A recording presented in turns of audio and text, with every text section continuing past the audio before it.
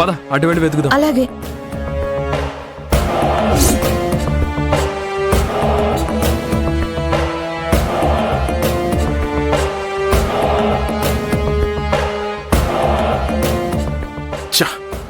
వీడు switch off పెట్టాడే.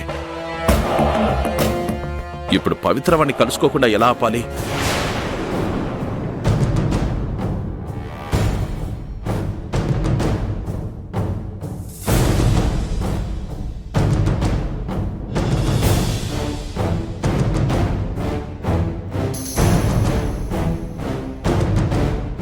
ఏయ్ సంజు, హా? కనిపించిందా? లేదురా, చాలా చోట్ల చూశాను, ఎక్కడా లేదు.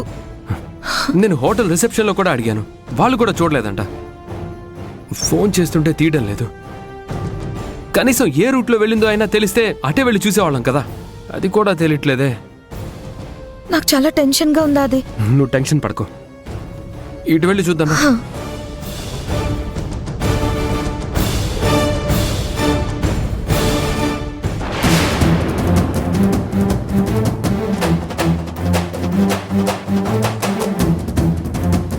మనీ ఉండేది భువనగిరిలోనే.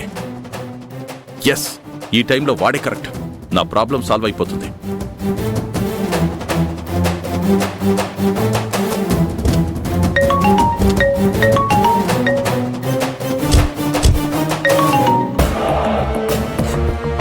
నమస్తే రాజశేఖర్ సార్, చాలా రోజులు గుర్తొచ్చాను. ఏంటి విషయం? నీతో పని పడింది మణి. నువ్విప్పుడు భువనగిరిలోనే ఉన్నావా? ఇక్కడే ఉన్నాను సార్, చెప్పండి ఏం చేయాలి? నా దగ్గర పనిచేసే మేస్త్రి మురళి సిమెంట్ బస్తాలు దొంగతనం చేసి పారిపోయాడు.